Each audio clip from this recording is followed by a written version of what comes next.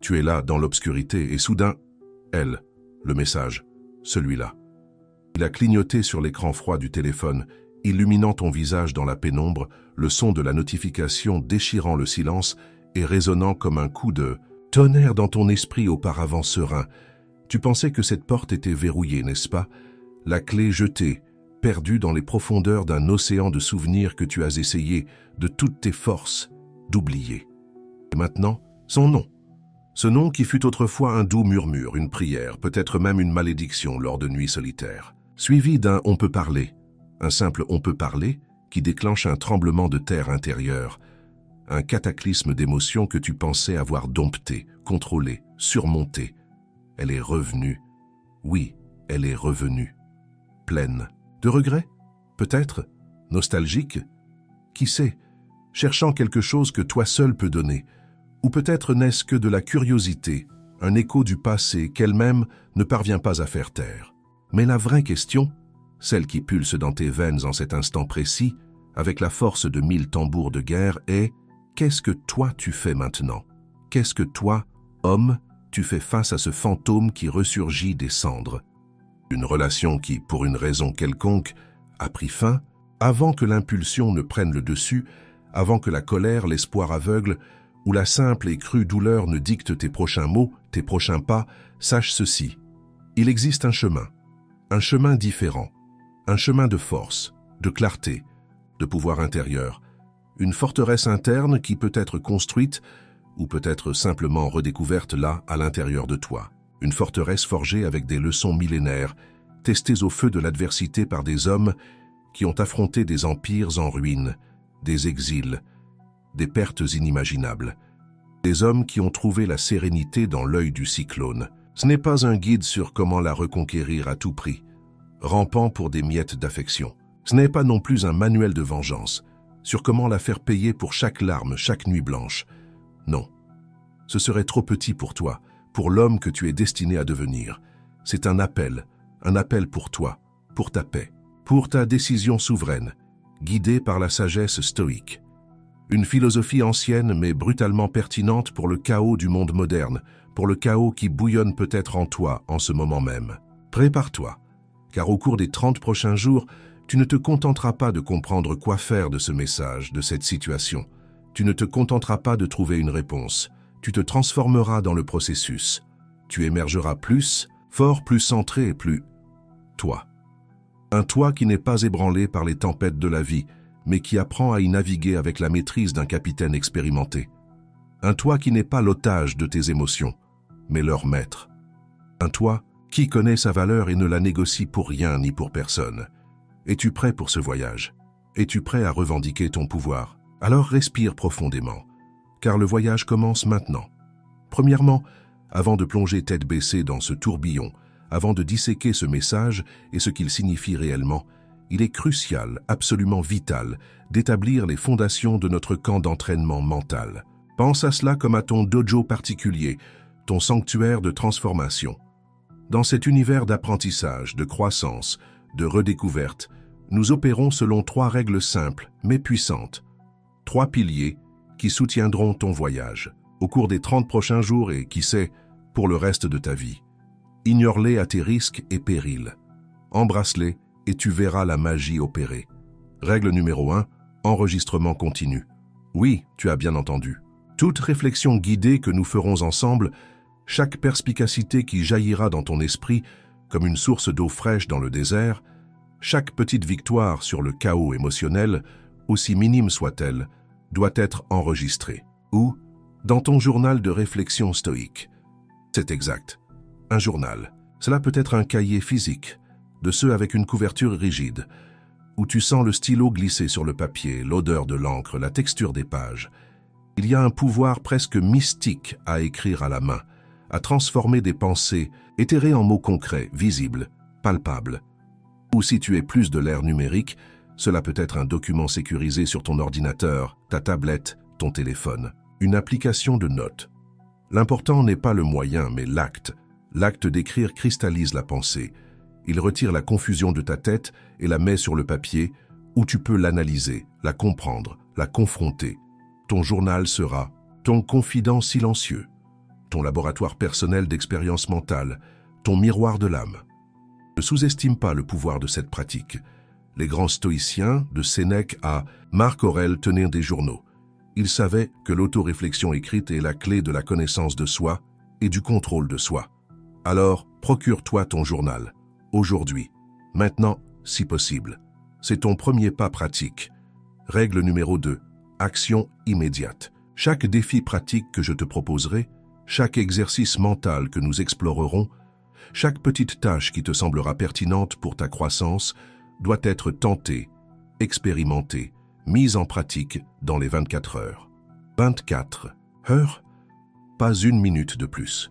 Pourquoi? Parce que le momentum est ton allié le plus puissant dans ce voyage. L'inertie, la procrastination, le laisser pour plus tard. Ce sont les ennemis de la clarté, les saboteurs de ta transformation. Quand tu sens l'impulsion d'agir, quand une idée résonne en toi, agis immédiatement. N'attends pas que la motivation arrive. L'action génère la motivation, pas l'inverse. De petites actions cohérentes, jour après jour, construisent des montagnes de progrès. Rappelle-toi, la théorie sans la pratique est stérile. La connaissance sans application n'est qu'un fardeau. Alors, engage-toi dans l'action. Engage-toi dans l'expérimentation. Même si cela semble inconfortable. Surtout si cela semble inconfortable. C'est là que la croissance se produit. La règle numéro 3, communauté de soutien anonyme. Tu n'es pas seul dans ce voyage. Bien que le travail intérieur soit profondément personnel, la sagesse collective peut accélérer exponentiellement ta croissance. C'est pourquoi le partage des difficultés, des apprentissages, des petites victoires, de manière totalement anonyme bien sûr, ta vie privée est sacrée. Dans un forum dédié, un espace sécurisé que nous indiquerons, est fortement encouragé. Écouter les expériences d'autres hommes qui traversent des situations similaires ou qui les ont déjà traversées peut apporter des perspicacités précieuses, des perspectives différentes et un sentiment d'appartenance qui allège le poids du voyage. Rappelle-toi, nous sommes des êtres sociaux, et même les stoïciens connus pour leur autosuffisance valorisaient la communauté et l'apprentissage mutuel. Alors, quand tu en ressentiras le besoin, partage, pose des questions, contribue. La force du loup est la meute, et la force de la meute est le loup. Règles comprises, enregistrement continu, action immédiate, communauté de soutien anonyme. Gravez-les, vivez-les. Elles seront ta boussole. Maintenant, les outils. En plus de ton journal de réflexion stoïque, que j'ai déjà mentionné et qui sera ton compagnon inséparable, nous allons utiliser un autre outil puissant, une application de méditation guidée. Oui, méditation. Si tu as froncé les sourcils maintenant, si tu as pensé « ce n'est pas pour moi », attends un peu. Nous ne parlons pas de l'éviter ou de vider complètement l'esprit, ce qui est pratiquement impossible. Nous parlons d'entraîner ton esprit à l'équanimité, au détachement émotionnel, à la clarté mentale. Une application axée sur ces aspects qui te guide lors de courtes sessions de 10-15 minutes par jour peut faire une différence brutale dans ta capacité à gérer le stress, l'anxiété, cette montagne russe émotionnelle que son message a probablement déclenchée. Choisis une application qui résonne en toi. Il en existe des dizaines, beaucoup avec des versions gratuites. Essaie-en quelques-unes. Trouve une voix, un style qui te plaît. L'important est la pratique régulière. La méditation t'aidera à observer tes pensées et tes émotions sans t'identifier à elles, sans te laisser emporter par elles. Elle te donnera cet espace précieux entre le stimulus, son message, un souvenir douloureux, et ta réponse. Dans cet espace, mon ami, réside ta liberté, ta capacité à choisir consciemment how to react au lieu d'être un simple jouet des circonstances. Alors, journal de réflexion stoïque et application de méditation. Ce sont tes armes. Ce sont tes outils de transformation. Engage-toi à les utiliser quotidiennement, même si ce n'est que pour quelques minutes. La cohérence est la clé. Maintenant que nous avons établi les bases, le terrain est préparé. Le camp d'entraînement est monté. Tu as les règles, tu as les outils. Es-tu prêt pour la prochaine étape? Es-tu prêt à regarder cette situation avec des yeux de guerrier, avec la clarté d'un philosophe? Alors allons-y. Deuxièmement, nous allons plonger dans l'analyse de cette situation, son message. Ces quelques mots qui ont le pouvoir de bouleverser ton monde. On peut parler? Qu'est-ce que cela signifie réellement? La première tentation, je le sais, est d'essayer de déchiffrer ses intentions. Passer des heures, des jours, peut-être des semaines, à ruminer chaque possibilité. Veut-elle revenir? Est-elle désolée? Tu lui manques? Est-elle juste ennuyée? Veut-elle t'utiliser? Veut-elle s'excuser? Veut-elle te faire souffrir? À nouveau? L'esprit, dans ces moments, se transforme en un labyrinthe de conjectures, chaque couloir menant à plus d'anxiété, plus de confusion. Mais voici la première grande leçon du stoïcisme, une leçon qui, si tu l'intériorises, changera ta vie, la dichotomie du contrôle. Épictète, un esclave qui devint l'un des plus grands philosophes stoïciens, nous a enseigné que certaines choses sont sous notre contrôle et d'autres non. Aussi simple que cela. Et la majeure partie de notre souffrance, de notre angoisse, vient du fait d'essayer de contrôler l'incontrôlable ou de négliger ce que nous pouvons réellement contrôler. Qu'est-ce qui est sous notre contrôle? Nos pensées, nos jugements, nos choix, nos actions, nos réactions, notre volonté, notre caractère. Qu'est-ce qui n'est pas sous notre contrôle? Les actions des autres, les mots des autres, les intentions des autres, le passé, l'avenir, du moins pas complètement. Ce que les autres pensent de nous, son opinion, ses intentions. Cela, mon ami, est hors de ton contrôle. Tu peux spéculer, tu peux créer 1000 théories, mais la vérité est que tu ne sauras jamais avec 100% de certitude ce qui se passe dans sa tête, dans son cœur. Essayer de deviner est un exercice futile, un gaspillage d'énergie mentale précieuse, énergie que tu pourrais utiliser pour te concentrer sur toi-même, sur ta réponse, sur ta paix. Alors, la première étape est d'accepter cette limitation. Accepter que tu ne peux pas contrôler ses intentions. Lâche ce besoin de savoir. Lâche cette obsession. Cela ne signifie pas être passif ou indifférent. Cela signifie être réaliste. Cela signifie concentrer ton énergie là où elle compte. Vraiment sur toi, sur ce que tu peux contrôler. Et que peux-tu contrôler ici? Tu peux contrôler comment tu interprètes ce message. Tu peux contrôler tes émotions, ou du moins, comment tu les gères. Tu peux contrôler ta réponse. Tu peux contrôler tes actions. Remarques-tu le changement de perspective? Le pouvoir revient entre tes mains. Tu cesses d'être une victime des circonstances, de ses actions, et tu deviens le protagoniste de ta propre histoire. Maintenant, à propos de tes émotions. Il est naturel que ce message ait déclenché une tempête en toi. Colère, tristesse, confusion, espoir, peur, peut-être même une pointe d'excitation. Ne nie pas ces émotions. N'essaie pas de les réprimer. Les stoïciens n'étaient pas des robots sans sentiments. Ils ressentaient profondément. La différence est qu'ils ne se laissaient pas dominer par les émotions. Ils les observaient, les analysaient, les comprenaient et ensuite décidaient comment agir malgré elles. Utilise ton journal de réflexion stoïque pour cela.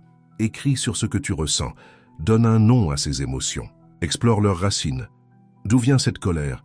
Est-ce de l'orgueil blessé? Est-ce la peur de souffrir à nouveau? D'où vient cet espoir? Est-il authentique, basé sur des faits, ou est-ce une fantaisie, une fuite de la réalité? Sois honnête avec toi-même, brutalement honnête. Personne d'autre n'a besoin de lire cela, c'est juste pour toi. En écrivant, tu commences à te distancier des émotions, à les voir avec plus de clarté, comme des nuages passagers dans le ciel de ta conscience, au lieu d'être la tempête elle-même. Et ici, la méditation intervient aussi comme une alliée puissante. Pratique l'observation de tes pensées et émotions sans jugement, sans t'y accrocher. Laisse-les venir et repartir. Cela entraînera ton esprit à ne pas réagir impulsivement. Rappelle-toi, l'impulsion est l'ennemi de la sagesse. Combien de fois as-tu regretté quelque chose que tu as dit ou fait dans le feu de l'action?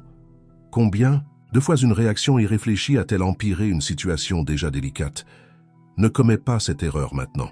Ce message d'elle est un test de ta capacité à garder ton calme, à penser clairement, à agir avec détermination. Et toi, mon ami, tu te prépares à réussir ce test avec brio. Il ne s'agit pas d'être froid ou indifférent, il s'agit d'être contrôlé, d'être maître de toi-même. Pense à ceci, la vraie force n'est pas de ne pas sentir, mais de sentir et pourtant de choisir la réponse la plus sage, la plus vertueuse, la plus alignée avec celui que tu veux être. Alors, respire profondément, observe tes émotions, écris à leur sujet, médite à leur sujet, mais ne les laisse pas dicter tes actions, pas encore. Avant de penser à répondre, avant même d'envisager une rencontre, nous devons te renforcer, de l'intérieur.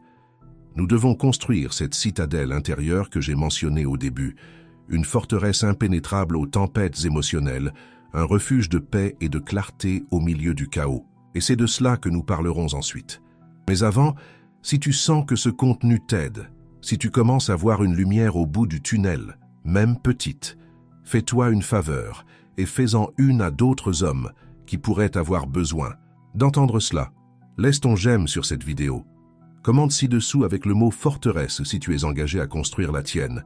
Et si tu n'es pas encore abonné à la chaîne, abonne-toi et active les notifications. Car le voyage ne fait que commencer et tu ne voudras pas manquer les prochaines étapes.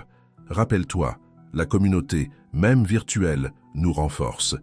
Et ton engagement nous aide à atteindre plus d'hommes qui ont besoin de ce message. Fais-le maintenant. C'est un petit geste qui fait une grande différence. Troisièmement, parlons de la construction de ta forteresse interne, ta citadelle intérieure. Marc Aurèle, l'empereur philosophe, en parlait dans ses pensées pour moi-même. Il disait que les hommes cherchent des retraites pour eux-mêmes, des maisons de campagne, des plages, des montagnes. Mais cela est totalement indigne d'un philosophe, car il est possible, à tout moment où tu le souhaites, de te retirer en toi-même. Nulle part l'homme ne trouve de retraite plus calme ou plus tranquille qu'en sa propre âme. C'est un beau passage, n'est-ce pas? Mais comment faire cela en pratique? Comment construire cette forteresse quand le monde semble s'écrouler autour de toi, ou quand un simple message texte a le pouvoir de te déstabiliser complètement? La réponse, une fois de plus, se trouve dans les enseignements stoïciens. Et le premier outil que nous allons utiliser pour ériger les murs de cette forteresse est la premeditatio malorum, ou la préméditation des mots. Cela semble effrayant, je sais. Préméditer les mots, mais je souffre déjà assez. Calme-toi. Il ne s'agit pas d'être pessimiste ou d'attirer de mauvaises choses. Au contraire, il s'agit de se préparer mentalement aux adversités, aux pires scénarios possibles, afin d'en réduire l'impact si jamais ils se produisent. Pense à cela comme à un entraînement de résilience. Les stoïciens croyaient que la majeure partie de notre souffrance ne vient pas des événements eux-mêmes, mais de notre surprise, de notre choc, de notre résistance à ceux-ci. Quand quelque chose de mauvais arrive et nous prend au dépourvu, le coup est beaucoup plus fort.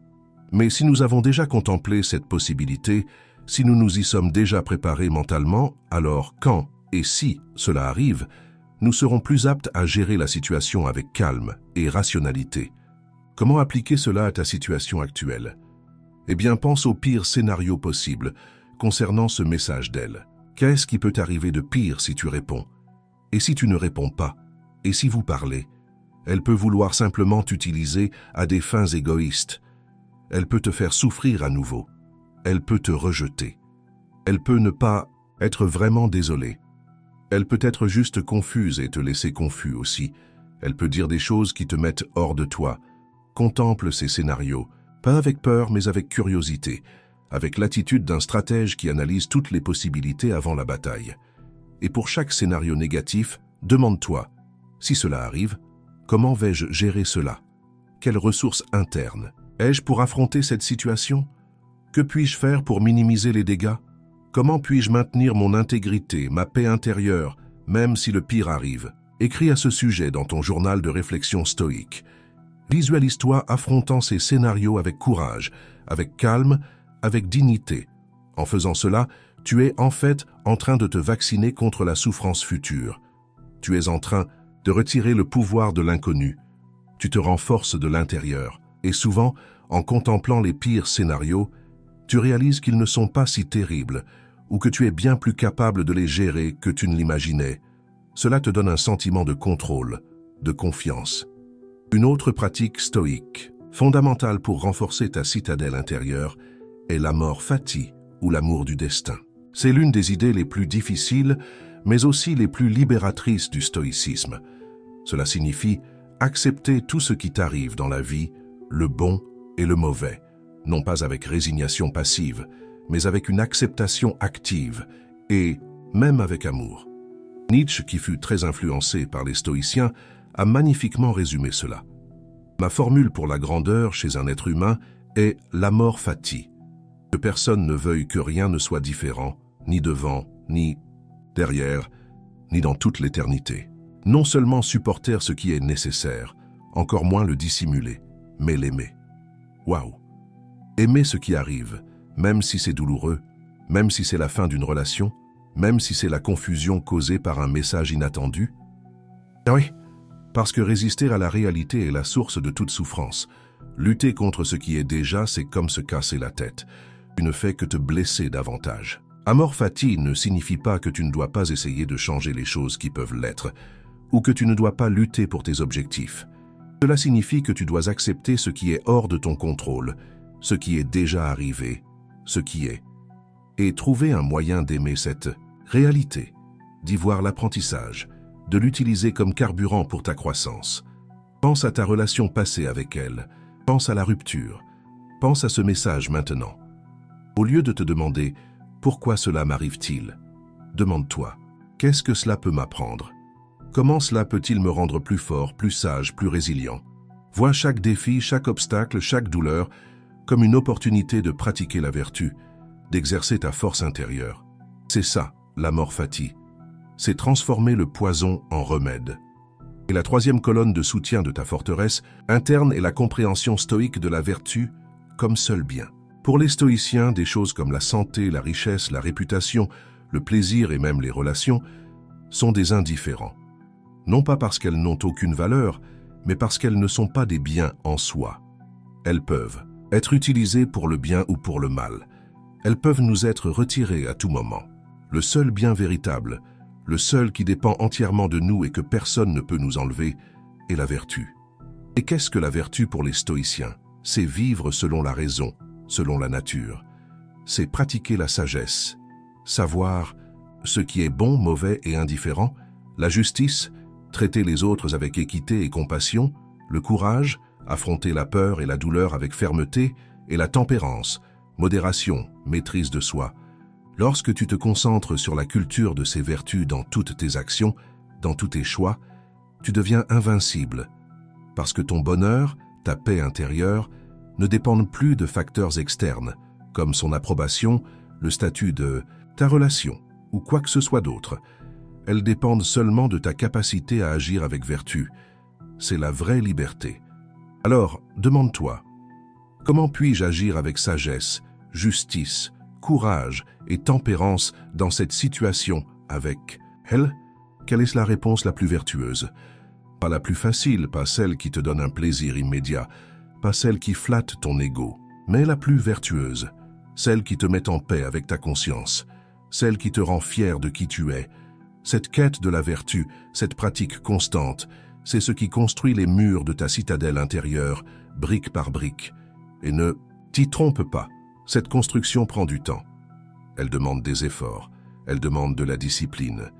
Il y aura des jours où tu flancheras. Il y aura des moments où les émotions te submergeront. C'est normal. Nous sommes humains. L'important est de ne pas abandonner. C'est de te relever, de secouer la poussière et de continuer à construire. Utiliser chaque chute comme un apprentissage, chaque défi comme une opportunité de renforcer encore plus tes murs. Et n'oublie pas ton journal de réflexion stoïque et ton application de méditation. Ils sont tes alliés dans cette construction. Utilise-les quotidiennement. Enregistre tes progrès, tes difficultés, tes perspicacités. Médite pour cultiver le calme, la clarté, l'équanimité. Et si tu en as besoin, cherche le soutien de la communauté anonyme. Partage tes luttes, célèbre tes victoires. Tu n'es pas seul. Avec le temps, avec une pratique cohérente, tu sentiras cette forteresse s'élever en toi. Tu commenceras à te sentir plus centré, plus calme, plus résilient. Les tempêtes de la vie viendront toujours, mais elles n'auront plus le pouvoir de te détruire, parce que tu auras un refuge sûr en toi-même, un lieu de paix et de force inébranlable. Et quand cette forteresse sera solide, mon ami, alors oui, nous serons prêts à parler de ta décision, de quoi faire avec ce message. Mais d'abord, le travail intérieur. D'abord, la construction de ta citadelle. Es-tu prêt pour ce travail? Es-tu prêt à devenir l'architecte de ta propre paix? Je crois que oui. Quatrièmement, nous arrivons au moment de la décision souveraine. Après avoir établi les fondations de ton entraînement mental, Après avoir analysé la situation sous l'angle stoïque de la dichotomie du contrôle, après avoir commencé à construire ou à renforcer ta citadelle intérieure à travers la premeditatio malorum, l'amor fati et la quête de la vertu comme seul bien maintenant, oui, tu es mieux préparé à affronter la question centrale. Qu'est-ce que toi, tu fais de ce message? On peut parler, répondre, ignorer, la rencontrer, quel chemin suivre? Et ici, mon ami, il n'y a pas de bonne ou de mauvaise réponse qui conviennent à tout le monde.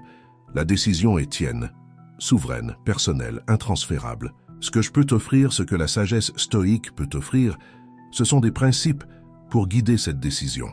Des principes qui t'aideront à choisir le chemin le plus aligné avec ta paix intérieure, avec tes valeurs, avec l'homme que tu t'efforces de devenir. Rappelle-toi ce que nous avons dit au début. Ce n'est pas un guide sur la reconquête ou le rejet par vengeance. Si ton objectif en répondant ou en ne répondant passe est de la manipuler, de la faire souffrir, de prouver que tu es supérieur, ou d'essayer désespérément de renouer une relation qui n'est peut-être pas saine pour toi, alors arrête, respire et réévalue tes intentions. Ces motivations viennent de l'ego blessé, de l'insécurité, de la peur, et aucune décision basée sur ces sentiments ne t'apportera une paix durable. La première question que tu dois te poser en toute honnêteté est « Quelle est mon intention? Pourquoi? Est-ce que je veux ou ne veux pas répondre? Qu'est-ce que j'espère accomplir avec cela ?» Écris à ce sujet dans ton journal de réflexion stoïque. Sois précis.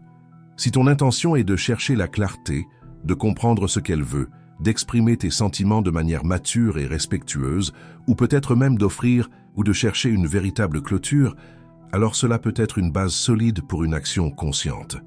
Mais si l'intention est de rouvrir inutilement de vieilles blessures, d'alimenter un drame qui est déjà terminé, ou de chercher une validation externe que toi seul peux te donner, alors peut-être que le silence est la réponse la plus sage. La deuxième question fondamentale est « Quelle action est la plus alignée avec mes vertus ?»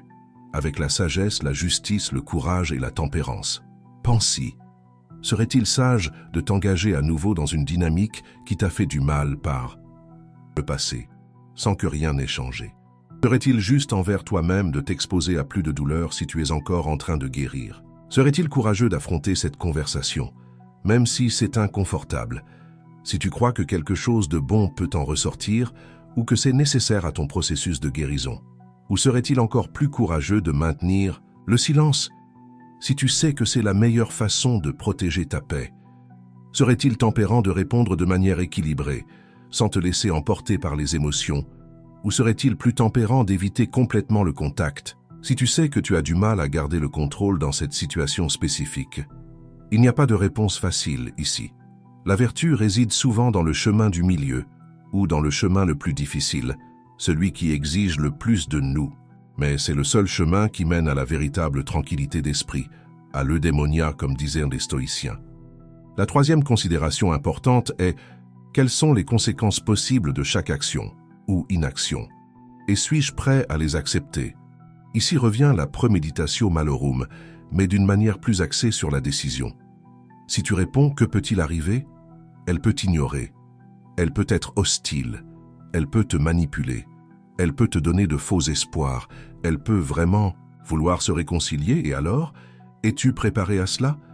Si tu ne réponds pas, que peut-il arriver? Elle peut insister, elle peut t'abandonner, tu peux te demander « et si ?» Tu peux ressentir du soulagement, tu peux ressentir de la culpabilité. Pense à tous les scénarios, positifs comme négatifs, pour chaque option. Et plus important encore, demande-toi, puis-je gérer ces conséquences? Puis-je les accepter, quel que soit le résultat, sans perdre ma paix intérieure, sans dévier de mon chemin de croissance? Si la réponse est oui, alors tu es plus proche d'une décision consciente. Rappelle-toi la dichotomie du contrôle. Tu peux contrôler ta décision et ton action, mais tu ne peux pas contrôler le résultat, ni sa réaction.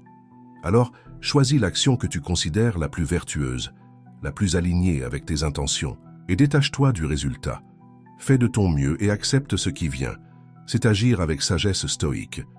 Maintenant, quelques conseils pratiques, selon ce que tu décides. Si tu décides de ne pas répondre, ou de répondre brièvement et fermement que tu ne souhaites pas parler pour le moment, ou plus jamais, Assure-toi que cette décision vient d'un lieu de force et de clarté, et non de peur ou de colère refoulée. Le silence peut être une réponse puissante, une façon de protéger ton énergie et ton espace. Mais il doit être un silence conscient, pas un silence réactif.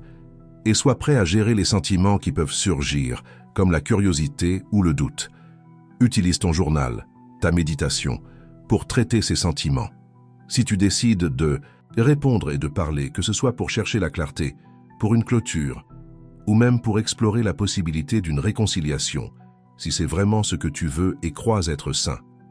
Prépare-toi mentalement à cette conversation. Définis tes limites. Sache ce que tu veux dire et ce que tu n'es pas prêt à accepter. Garde ton calme, écoute plus que tu ne parles au début. Essaie de comprendre sa perspective, sans nécessairement être d'accord avec elle. Utilise la communication assertive, exprimant tes sentiments et tes besoins de manière claire et respectueuse, sans accusation ni jeu de culpabilité. Et par-dessus tout, rappelle-toi ta forteresse intérieure. Ne laisse pas la conversation te déstabiliser. Si tu sens que tu perds le contrôle émotionnel, demande une pause. Reprends la conversation quand tu seras plus calme. Rappelle-toi que tu as le droit de mettre fin à la conversation, à tout moment si elle devient irrespectueuse ou nuisible pour toi. Et si la conversation mène à un chemin que tu ne veux pas suivre, aie le courage de dire non, de réaffirmer tes limites, de protéger ta paix. Indépendamment de ta décision, rappelle-toi que l'objectif principal est ton bien-être, ta paix d'esprit, ta croissance en tant qu'homme. Il ne s'agit pas de gagner ou de perdre, il ne s'agit pas d'elle, il s'agit de toi, de ton voyage, de ton intégrité. Et quel que soit ton choix, apprends de lui. Utilise cette expérience comme un pas de plus sur ton échelle de connaissance de soi et de maîtrise de soi. Et sache que tu n'as pas à prendre cette décision seule, sans être complètement isolé. Réfléchis dans ton journal, médite, et si tu en ressens le besoin, partage anonymement tes doutes et tes angoisses avec la communauté de soutien. Écouter d'autres perspectives peut t'aider à voir les choses plus clairement. Mais au final, la décision t'appartient.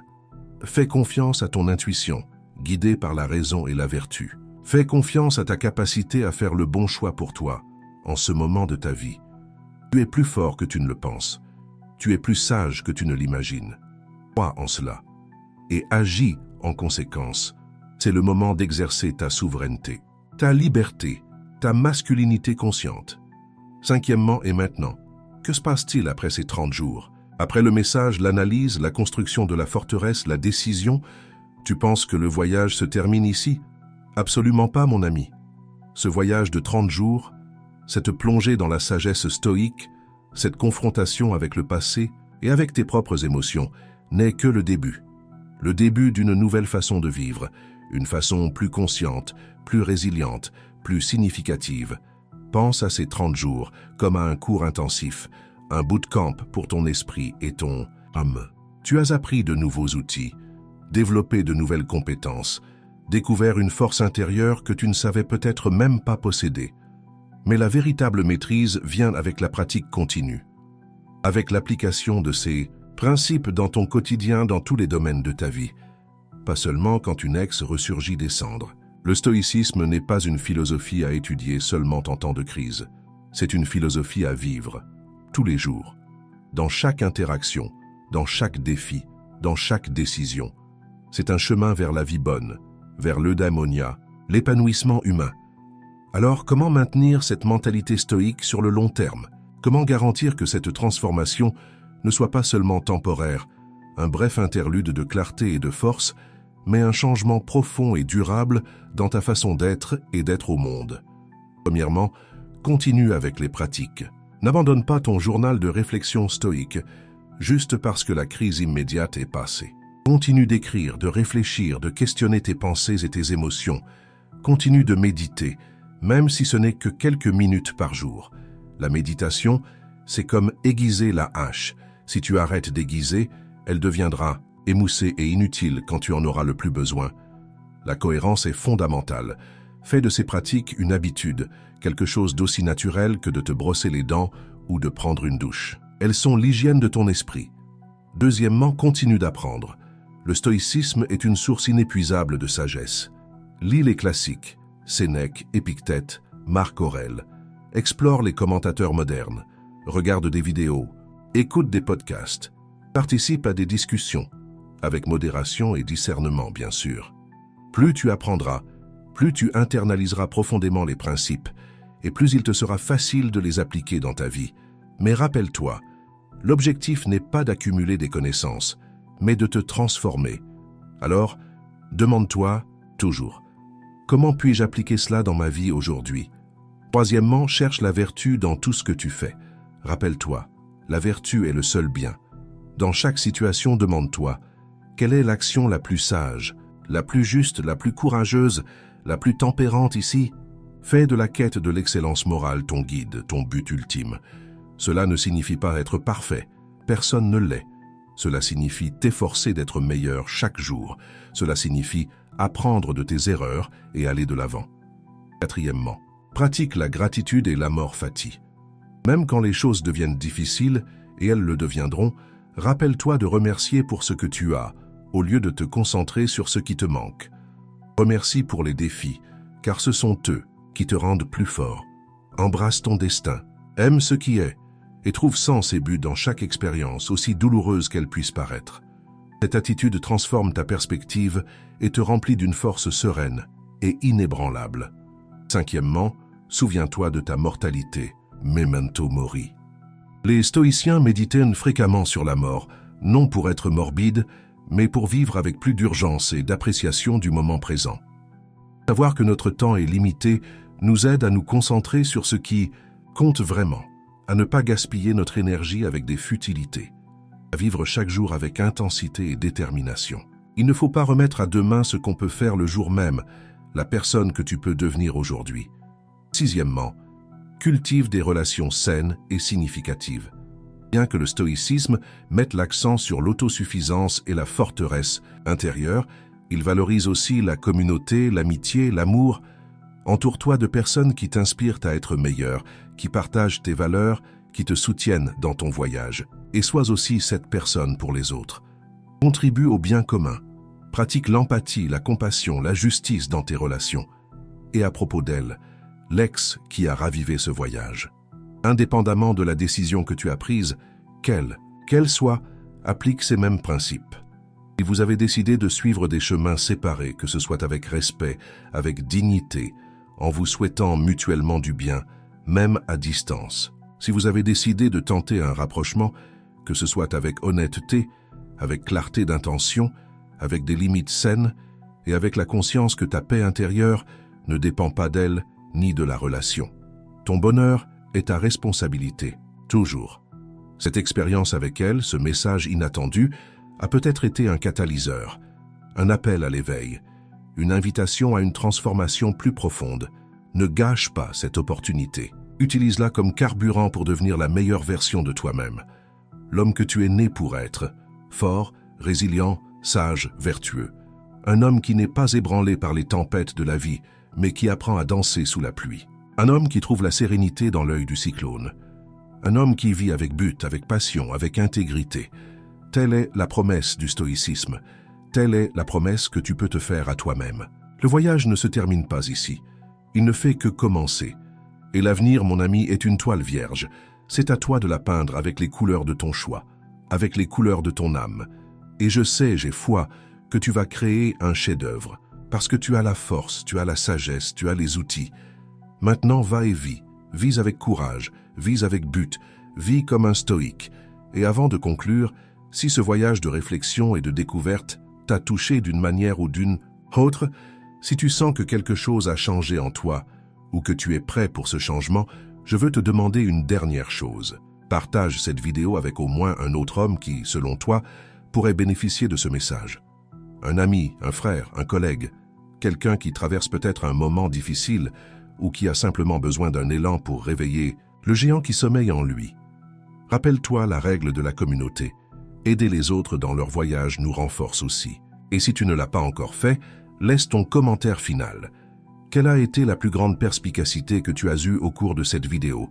Quel est le premier pas que tu vas faire aujourd'hui pour construire ta forteresse intérieure? Ton feedback est incroyablement précieux. Et maintenant, pour terminer, rappelle-toi ce message, ce nom clignotant sur l'écran. ce tremblement de terre intérieur, regarde en arrière, vers l'homme que tu étais quand cela est arrivé. Et regarde-toi maintenant, même si seulement quelques minutes se sont écoulées. Quelque chose a déjà changé, n'est-ce pas? Une graine a été plantée, une étincelle a été allumée. La décision sur quoi faire avec elle, avec le message, avec le passé, t'appartient toujours. Mais maintenant, tu as une carte. Tu as un bouclier. Tu as une épée. Tu n'es plus à la dérive au gré des vagues émotionnelles. Tu es le capitaine de ton âme, le maître de ton destin. Cette situation, aussi douloureuse ou confuse qu'elle puisse paraître, n'est pas une malédiction.